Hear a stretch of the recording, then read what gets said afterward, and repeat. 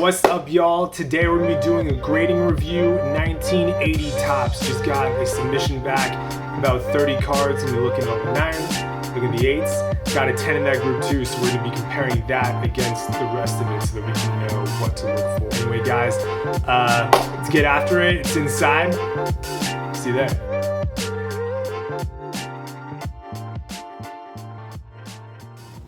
All right, what's up, y'all? We're gonna do a grading review today. This is 1980 Topps basketball. Story behind this one, I was at a shop in Worcester. It's near where I used to go to the dentist, and usually after I still go to that dentist, but like usually after I go there, I stop by the shop, and they had just put out this box that was fresh off a box break that had like 500 to 600 1980, 81 basketball commons in them. I mean, I shouldn't even say commons. It was basically everything that didn't have, you know, Kareem, Larry, Magic, or Dr. J on it. Besides that, everything else was in there. So as you can see in this one, Adrian Dantley in there.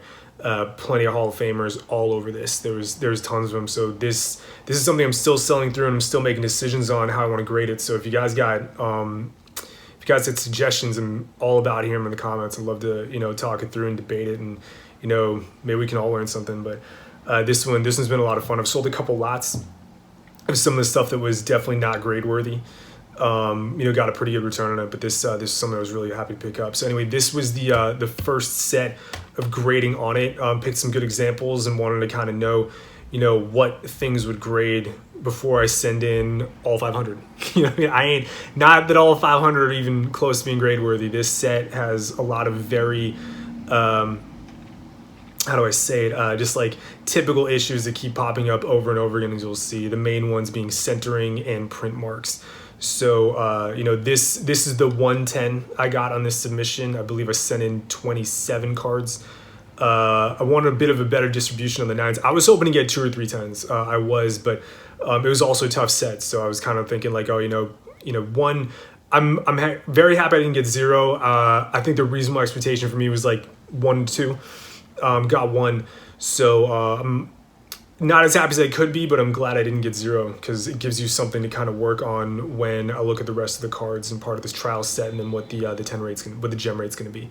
So I wanted there to be fewer 8s. This is an 8 stack. This is the 9 stack. I'm sure you can count them yourselves. I think it was like 12 and 14 minutes, 11. I don't really remember, but they're definitely more 9s than 8s, but wanted a higher percentage of 9s just so you know, we can get closer to break even. But anyway, we're going to go into a little bit on what I saw, constant themes that were coming up in this set, and then you know, how to recognize stuff and kind of what graders are looking for in 9s and 10s from cards of this era. So we'll go to this one first. You've seen all these sticky notes. These are notes of those individual cards. I'll be, you know, pulling them off and we'll go through. But, you know, this one, this was the 10. This is the best one. You know, it's kind of, on this one, it's kind of like, what did you not see versus what are you seeing? Because the 10 has to be a flawless card.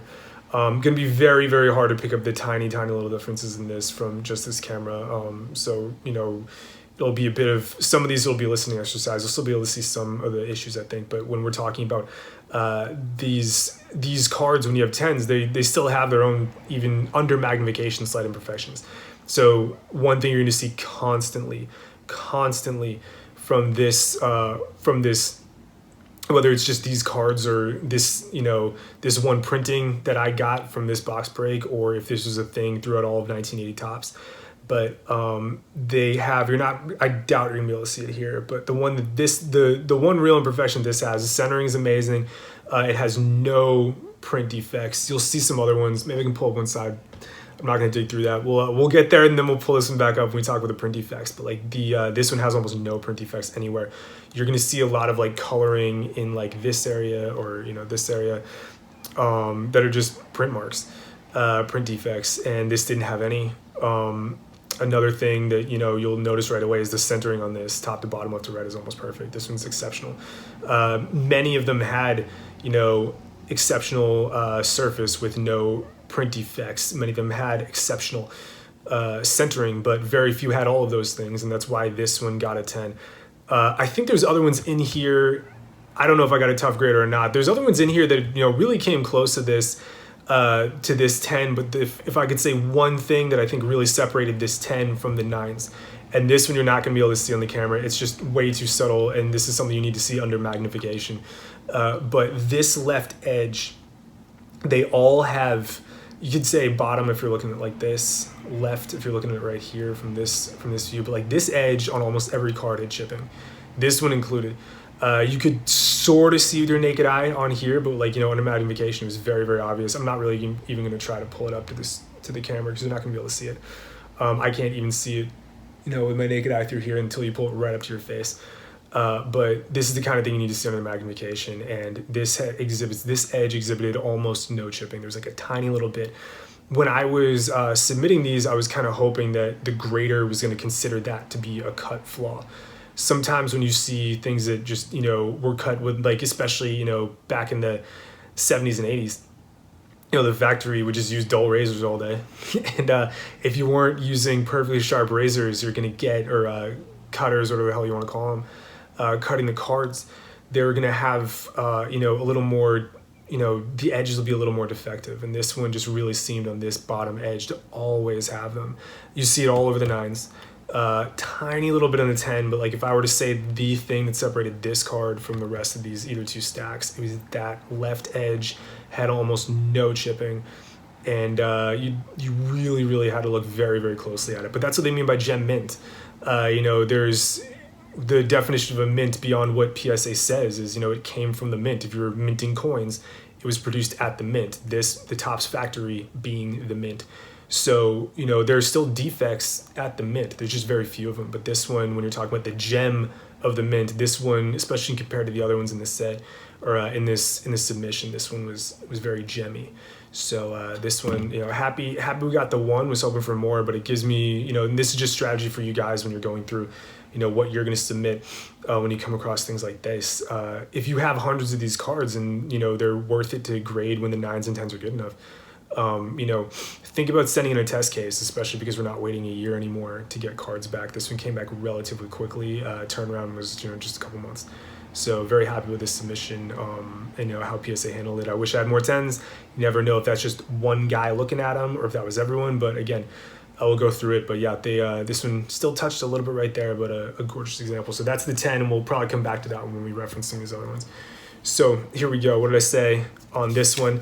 This one, yeah, there we go. Bob Lanier, Billy Pauls, Tom Lagarde. I've got slight chipping on bottom edge. First one, they've all got that down here. I wish I could really show you. And you would think, I was hoping it'd show up a little better on the camera just because, yes, they are white. You can start to see it. You can start to see behind my finger up here. But it's really tough to see. I'll try to go back and forth. You can see a little bit more up there.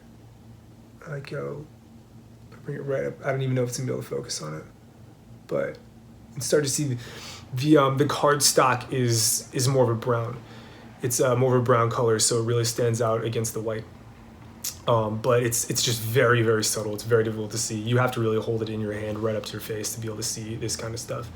If you're at arm's length or you know half a foot away, it's very difficult to see.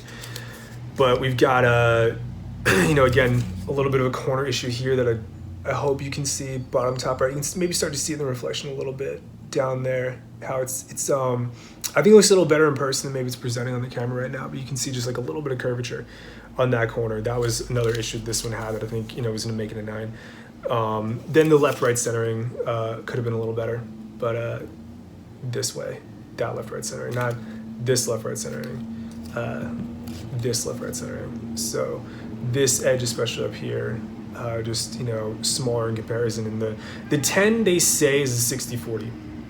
It's 60-40 centering, and I believe that. But I think what they mean when they say at minimum 60-40 is they mean exactly that. Like if that thing is gonna be 60-40 centering, the rest of the card has to be flawless. So if you're going for 10s, give yourself a little bit of breathing room. Don't just submit 60-40s expecting 10s because you've got to hit everything. Like I had actually a Jeter in this submission that actually fell under, I'll bring that one up. This one came off of a break that I did. There we go, and this one got a 9. I was expecting a 9 on this one just because the centering is, you know, very clearly right away not the best.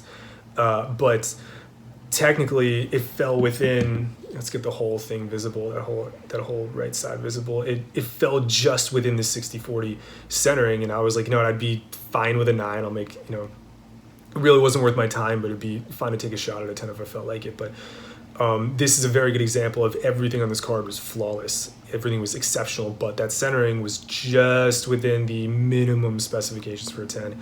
I don't even know if PSA is really giving these 10s anymore when they're this off center, but fell well within the 9 specifications, because you can go as low as 35-65 on a 9.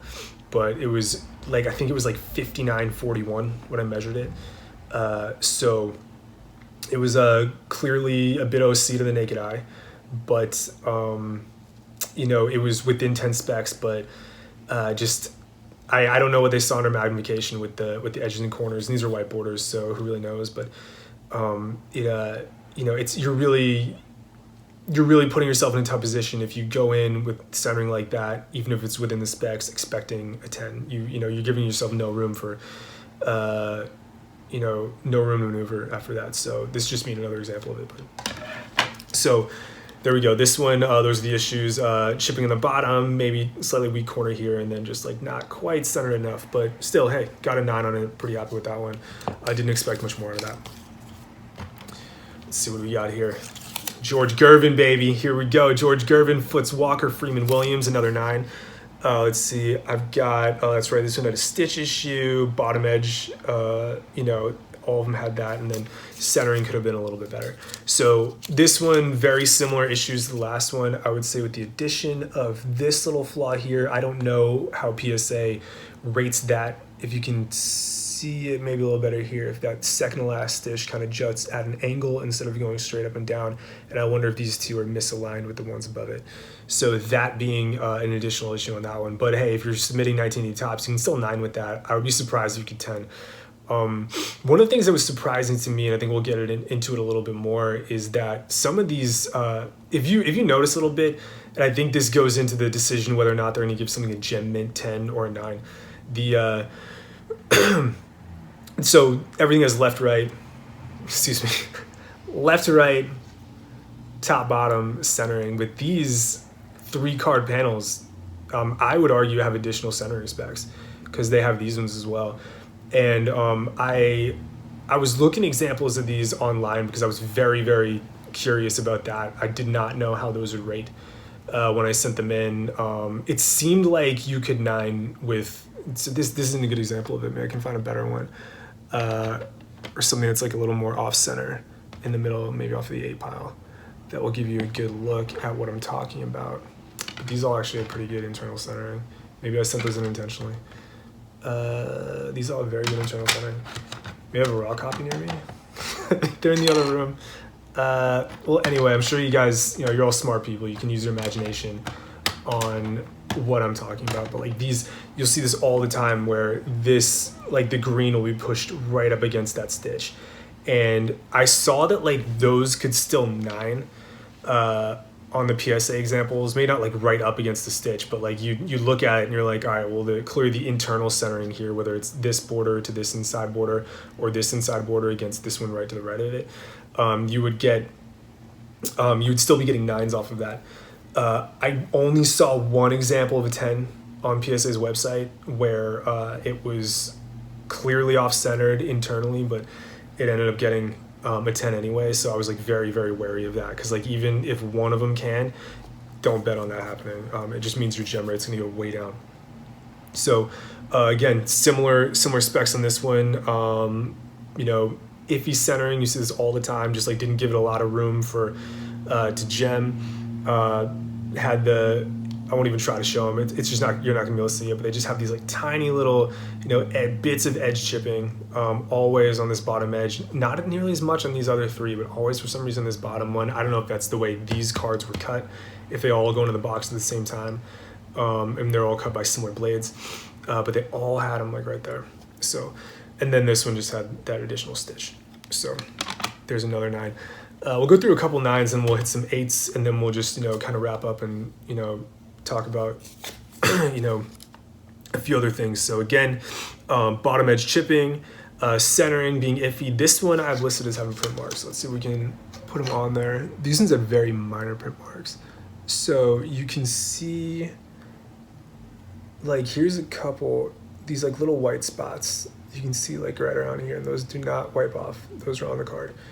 Those kind of being like some of the ones that I was seeing, but like even that seems, I'm unclear if that would prevent it from being a 10 because it's just not very distracting and not very big. I have a video where on my Instagram where there's a Larry. I don't think I put it on here. No, I did put it on here. Excuse me. It's on my YouTube too. It's on one of the other videos I did. But there's a little white dot on a Larry Bird card within black like that. That's bigger. It's much bigger than this. And I just say right away, like it's too distracting for it to be a 10, and I don't know if that's going to affect it being a 9. We'll see, but that little bit of it, I think surface is one of the hardest things to really get a good grip on. It's very hard to get feedback on surface because the slab hides a lot of things. I think people miss a lot of surface stuff too. It's not as easy as looking at just the 4 corners, front and back, and then the 4 edges, and then the centering. Like those are very, very well defined aspects of the card, but the surface I think is still a big mystery to a lot of people, and maybe not even a mystery, but is a place where people have a lot of disagreement with what is going on, especially because once it's slabbed, it's hard to get a good look at what's going on under there in terms of centering, because so much of what you're looking at has to be put under light and have it refracted, and it's really you really need to be looking at the raw card to get a real good look at what the surface is doing. So I think it's just an additional issue that might have bumped this from a 10 to a 9. The other thing too, this is maybe a bit better when we were talking about the last one, internal centering, that I was expecting to that's an issue on all these cards, on every single 1980s ones you have, where you have the typical top, bottom, left, right centering. But if you can see on this one, this left side is much bigger than that right side right here, especially when you go to the top. At the bottom, and this is another thing, they have some rotation too. The bottom, it's pretty good, but you go to the top, man, look at that. That's got to be about a 2-to-1 right there. So I don't know exactly how they rate centering with the internal stitches on here, but definitely something to think about. So you could say the comparison, this left border to that internal border, pretty good actually. This left side to that right side internally, not good. But even if you want to say just, if they were like, all right, we're going to extrapolate and just look at the panels themselves, this one compares to this one very well, but this one would not compare well to this one, like this left side of the unsealed, the white to the right side of the unsealed. So those just being other things that can pop up with these cards, but I did not see that as being, and this is a good example of one that got a 9 despite what I would say is poor internal centering that does not fit the standards for a 9. But that just lends me to believe a little bit more that they're mostly looking at left, right, top, bottom. And then maybe when it comes to, if something's egregiously bad and affecting the eye appeal, then they'll bump it down based on eye appeal to a 9 or an 8. But I think these probably have to be pretty solid to hit a 10, the internal centering, but they give more leeway for a 9, and I think they determine that to be probably an eye appeal thing. I don't know if they have a standardized criteria for what to do with 3-paneled internal cards, because there aren't many sets that are like this that include 3-paneled cards, let alone every single card is 3-panel. I want to say 96 Upper Deck Collector's Choice, something like that. I've seen 3-paneled cards. There's an Iverson rookie that has that, but they're just very uncommon, so I don't think it's a standardized thing around PSA how to treat internal centering, because it just doesn't come up very often except really in this set. All right, we'll do one more 9 and we'll jump over to the 8s. So we got here, and then I want to show you the Jelly Bean one, because there's a 9 for Kobe's pops, Joe Jellybean Bryant, that actually had a very good example of the surface issues that I want to get to. But here we go. This one, rough bottom edge like they always do. This one has a corner issue top left. I got it. This one's gonna have a lot of the same things that we saw before. Centering left to right, or here we go. This left to right, the way you're looking at it, top to bottom this way, left to right this way, and then just tiny little minuscule rounding of corners that maybe if everything else was perfect, they would say, all right, well, maybe the slightest bit of a problem on the corner, the edge, we'll still give it a 10, but the accumulation flaws in lieu of a large flaw is what bumps things down from a 10 to a 9. So this one had a couple, and they say this right on the website, guys. It's like there's no such thing as like a completely perfect, flawless under magnification card. They just don't exist. Maybe the black labels do. Maybe if you're going for a black label 10 from PGS or from PSA, that's not quite the standard you need to hit a PSA 10.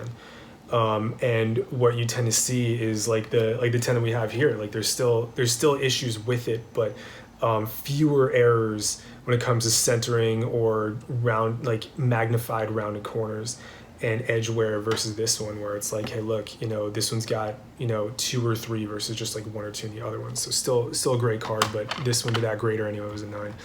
I'm gonna try to find the Joe Bryant one just to give you an example of a 9 that still had. Is that the next one? That might be it. I think I had 2 that got a 9, but this one. Here's the other one. Here's the other one. Now I can't even see this thing. It's so subtle. It's like half an arm's length for me, and I'm still having trouble seeing the print issues. But it's one of these 2. So let's see. This one I said print marks. That one I said print marks too. Let's see. That one's hard to find them. I can see them though. At least I found them on there. There we go. Okay, so this one has the worst ones.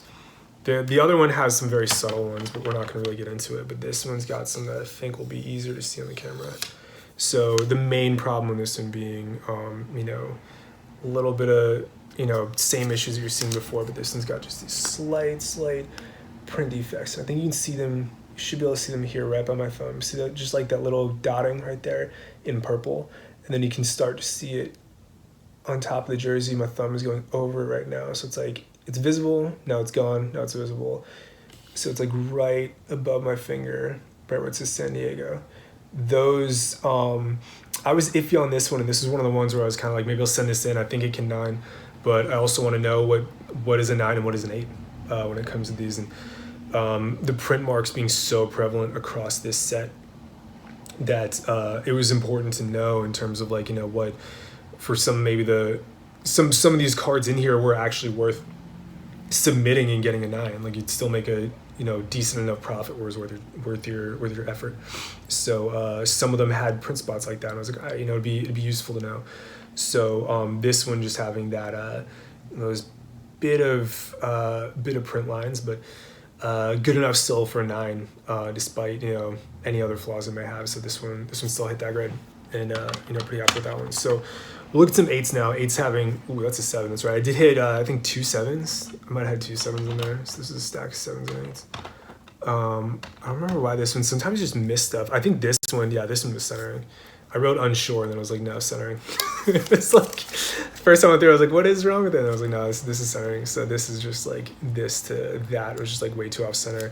Sometimes you just miss. Sometimes you go in and you're like, ugh, why'd I send that in after you get it back? You're like, what was I thinking? But that's that one. So here we go. Let's look at this bad boy. Here we go. Cowens, Westfall, and Wilkes. So this one, bottom edge issues definitely, but they're gonna be hard to see. Maybe because it's an 8. Because this one I had is being, oh man, it's like you can almost, I think you can start to see it. Left edge right here, you can start to just see that chipping.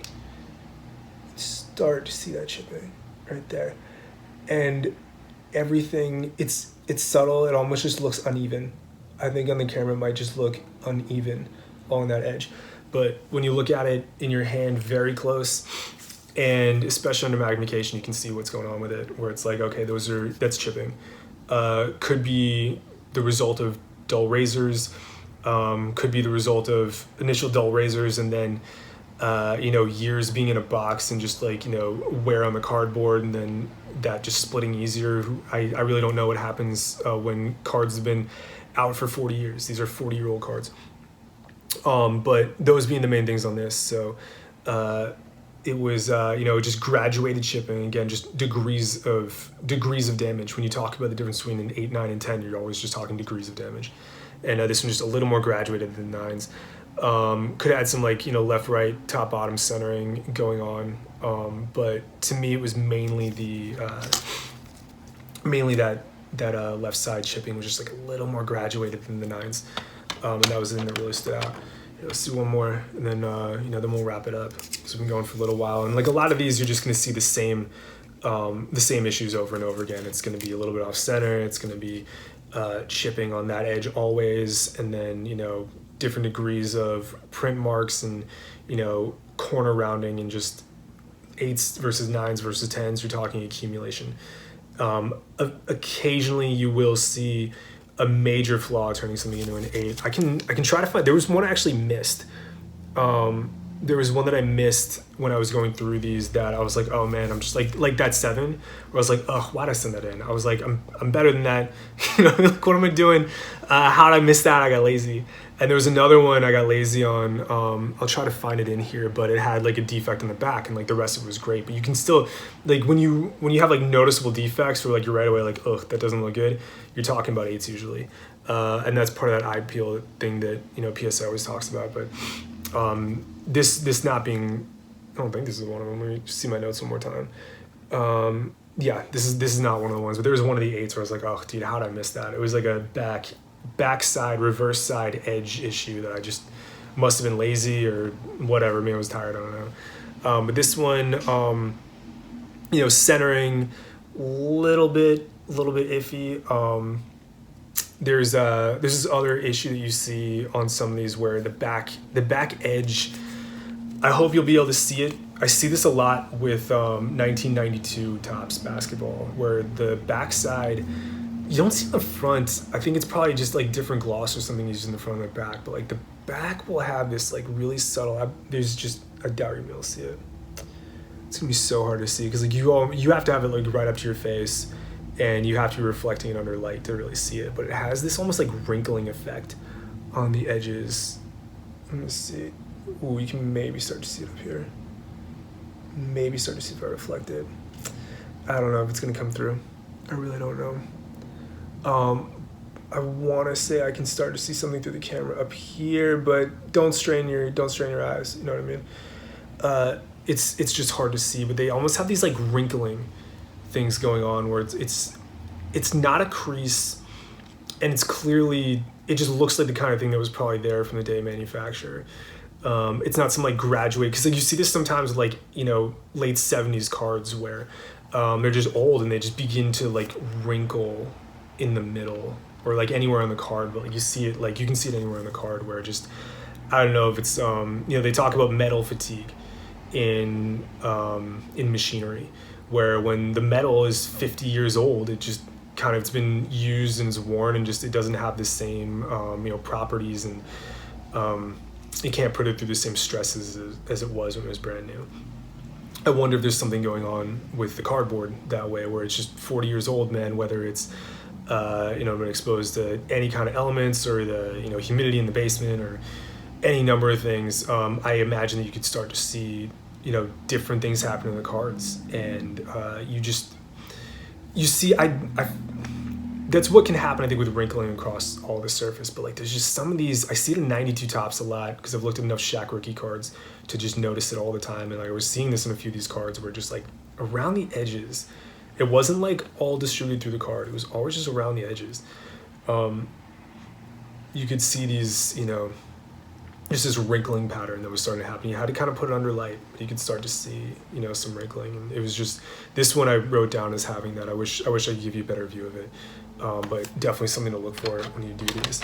Let me see if I can find the one. Oh, this might have been the one with the bad back edge. Let's see. Is that it? There it is. Okay, so this was the one where I was like, ugh, how did I miss that? But then you talk about the types of damage that you see in different kinds of cards. And I think you should be able to see that. It just looks a little bumpy. You see that? It's like, it's even. Ugh, then what's that? And then it's even again. That I missed. I just missed it. We all make mistakes, right? At least it's my own money I'm making mistakes on. But it's just like right there. And this is an 8.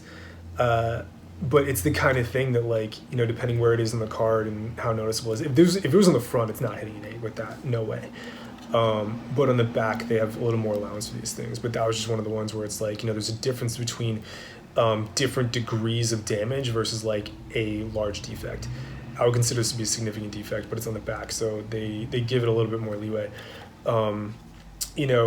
It's one of those things that is very avoidable, but and you gotta like I used to play hockey and they would tell you keep your head in a swivel. When you go at the middle of the puck, people are gonna come try to hit you. Keep your head in a swivel when you do this, because it's just I made in this submission I did pretty good, but like I still either got lazy or tired or rushed or whatever, and I just put it in the wrong pile, maybe I just didn't see it.